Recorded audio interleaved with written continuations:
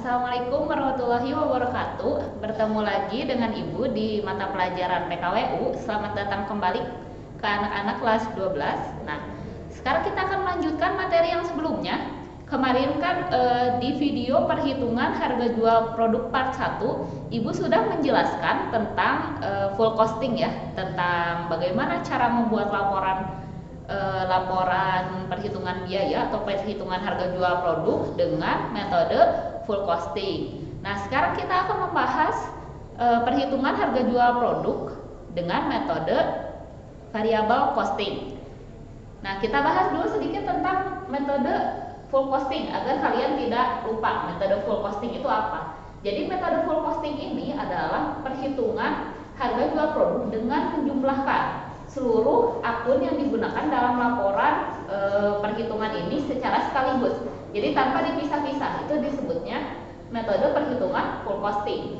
Kebalikannya, kalau metode perhitungan variable costing, jadi menggunakan seluruh akun juga, hanya saja akunnya dibagi-bagi per variabel. Jadi lebih spesifik gitu. Kalau di perhitungan variable costing ini ya.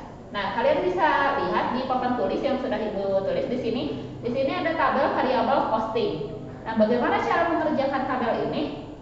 Kita akan mulai langsung masuk ke materinya ya. Nah, di sini ada kolom nomor akun sama seperti yang full costing. Ada kolom nama akun, ada kolom ke-1, kedua, dan ketiga. Ini agar lebih mudah pada saat Ibu menjelaskan penjumlahannya ya. Nah, untuk mengisi nomor akun seperti biasa kita harus mengetahui dulu. Jadi 5 akun utama yang digunakan untuk menomori akun itu. Agar kalian tidak lupa, kalian bisa lihat di papan tulis yang sebelah sininya bahwa golongan untuk harta itu ada 1, dan harta itu memiliki subakun ya. Jadi ada harta lancar, ada harta tetap, ada harta tidak berwujud gitu. Nah, itu subakunnya. Yang kedua ada kewajiban. Kewajiban juga memiliki subakun, ada kewajiban jangka pendek dan juga kewajiban jangka panjang. Nah, yang berikutnya yang ketiga ada modal. Kalau modal tidak memiliki subakun, jadi nomor untuk modal itu 3, jadi langsung aja 3 digit untuk akun yang di bawah modal. Yang berikutnya pendapatan juga tidak memiliki subakun, nomornya 4 untuk pendapatan. Dan yang terakhir adalah beban, nomornya itu 5. Dan yang akan kita gunakan di laporan yang variable costing itu adalah yang beban yang bernomor akun 5. Karena yang namanya beban atau biaya itu entah sebelum atau sesudah dikeluarkan, yang penting tujuannya untuk membantu proses produksi atau membantu agar usahanya berjalan, itu disebutnya adalah beban. Nah, yang akan kita bahas di sini adalah beban atau biaya. Karena kita sudah tahu bahwa nomor yang pertamanya itu adalah 5. Berarti di penomoran nomor akun di sini kita harus menuliskan 5. Nah, 5 dulu aja. Nah, biaya bahan baku ini apakah kita hanya menulis 5 saja 1 digit? Jawabannya enggak. Tadi kan Ibu bilang bahwa agar akun tersebut dapat digunakan itu biasanya akunnya bernomor 3 digit. Jadi harus 3 nomornya.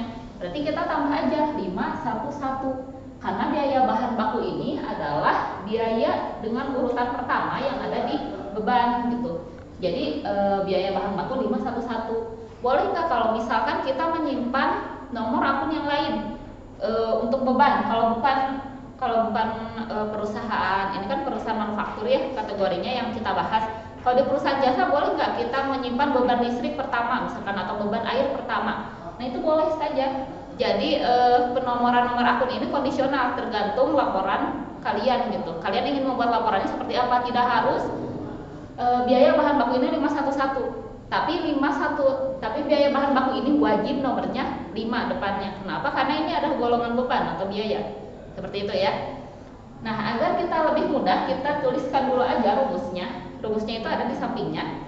Jadi rumus untuk perhitungan harga jual itu adalah biaya produksi plus ditambah biaya non produksi. Apa itu biaya produksi? Biaya produksi adalah biaya yang dikeluarkan untuk membuat sebuah produk, itu disebutnya biaya produksi. Jadi rumus untuk biaya produksi adalah biaya produksi sama dengan biaya bahan baku ditambah biaya tenaga kerja ditambah biaya overhead. Nah, itu rumus untuk biaya produksi.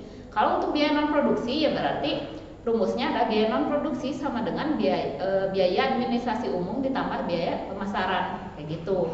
Jadi rumusnya itu cukup sederhana ya. Nah, karena kita sudah tahu bahwa biaya produksi itu rumusnya biaya bahan baku, karena itu kita menomorinya untuk biaya bahan baku ini adalah 511. Nah, golongan dari biaya bahan baku ini seperti apa? Jadi jenis jenis barang yang masuk ke biaya bahan baku itu kayak apa?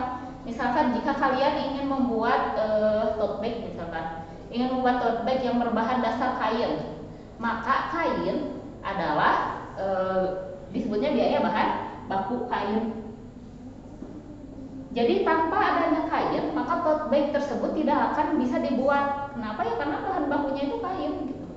Sedangkan hiasan seperti kancing, seperti sablon, seperti cat, misalkan dan lain-lain, itu tidak masuk bahan baku, tapi itu nanti masuknya ke overhead gitu ya.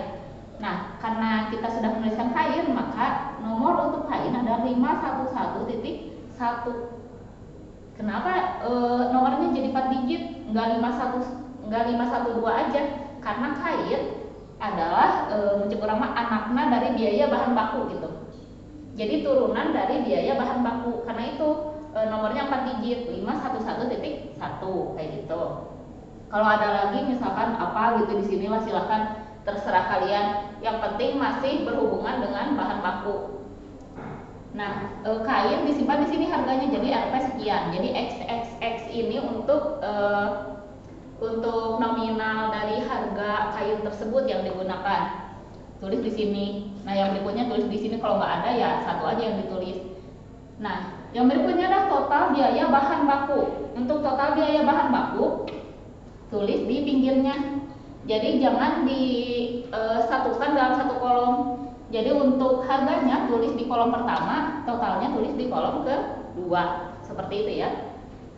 Nah, yang berikutnya ada biaya tenaga kerja. Tadi kan kita tahu bahwa biaya tenaga kerja itu adalah salah satu komponen dari biaya produksi. Maka penomoran untuk biaya tenaga kerja adalah 512. Nah, misalkan kalian menggunakan tenaga kerja pegawai yang dibayarnya itu per bulan, maka tulis aja di sini beban gaji.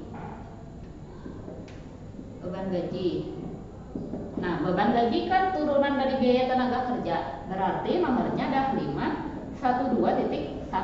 Ingat ya, bukan 512.2, tetapi 512.1. Jadi digit keempatnya mengulang lagi dari awal.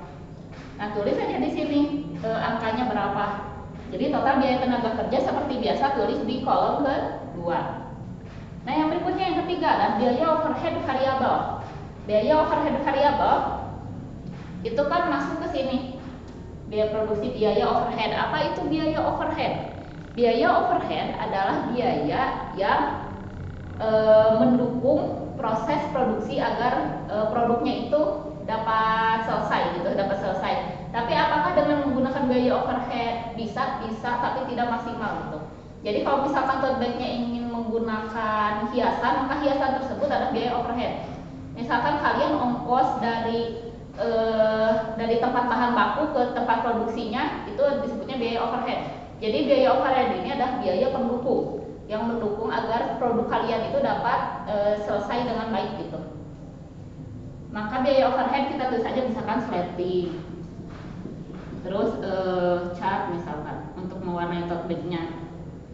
Biaya overhead variabel tadi kan ini masuk biaya yang membangun produksi ya, biaya produksi. Maka nomornya adalah 513. Dan sleting ini adalah turunan dari biaya overhead variabel.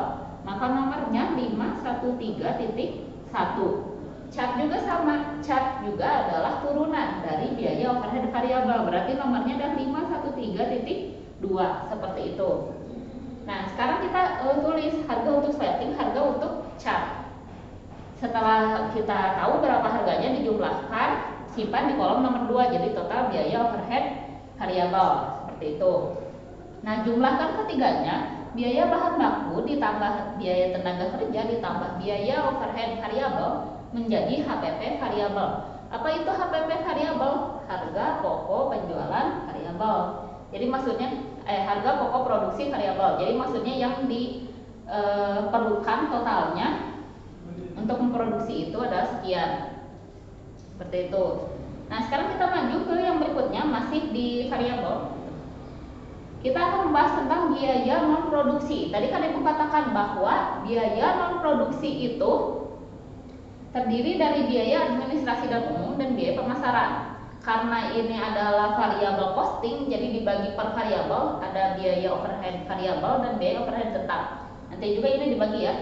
Maka biaya non produksinya menjadi biaya administrasi dan umum variabel. Karena tadi ingat dibagi dua ya, jadi nanti ini akan ada dua.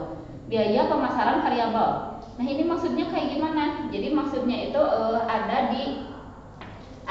masih ada di ruang lingkup variabelnya gitu. Contohnya kayak gimana Bu pusing? Misalkan biaya pemasaran variabel itu kayak gini. Misalkan kalian ingin mencari bahan baku yang lebih murah gitu. Berarti kalian kan harus membandingkan setiap toko ya. Bahan baku di toko A harganya berapa, bahan baku di toko B harganya berapa. Nanti kalian cari yang termurah. Nah, itu bisa masuk ke biaya pemasaran variabel. Ini tidak berkaitan dengan produksi, tetapi ini salah satu yang cukup mempengaruhi produksi gitu, mempengaruhi besar kecilnya biaya yang dikeluarkan untuk produksi seperti itu.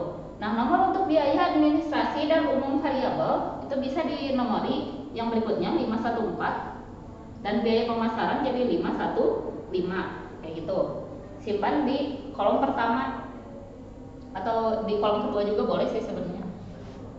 Agar lebih mudah aja simpan di kolom pertama, jadi ditambahkan, terus akhirnya disimpan di kolom ketiga langsung. Jadi bukan ditambahkan dengan yang ini, tapi ditambahkannya dengan HPP variabel yang tadi. Itu menjadi total biaya non produksi variabel. Simpan di sini ya. Terus akhirannya yang HPP variabel ditambah total biaya non produksi menjadi, di sini tulisannya tuh menjadi total biaya variabel. Jadi total biaya variabelnya berapa? Ini ditambahkan dari HPP dan juga ditambahkan dari non produksi seperti itu. Nah, yang berikutnya yang akan kita bahas adalah yang tetap. Seperti yang sudah Ibu bahas di pertemuan berikutnya bahwa biaya overhead itu ada dua, biaya overhead variabel dan biaya overhead tetap. Dan perbedaannya juga sudah dibahas di video sebelumnya ya. Nah, yang berikutnya biaya overhead tetap. Simpan di sini. Biaya overhead tetap itu kategorinya misalkan seperti beban listrik, beban air, misalkan sewa gedung. Nah, itu masuknya ke biaya overhead tetap. Nah, yang berikutnya biaya administrasi dan umum tetap. Terus ada biaya pemasaran tetap. Nah, itu semua dijumlahkan. Nomor untuk biaya overhead tetap itu adalah 517 untuk biaya administrasinya dan 518 untuk biaya pemasarannya. Nah, ini semua dijumlahkan ya, masih ada di kolom ke-1, kita pindah ke sini, di kolom ke-1 dijumlahkan semua, terus akhirannya simpan di kolom ketiga, karena nanti akan dijumlahkan dengan yang ini, yang total biaya variabel.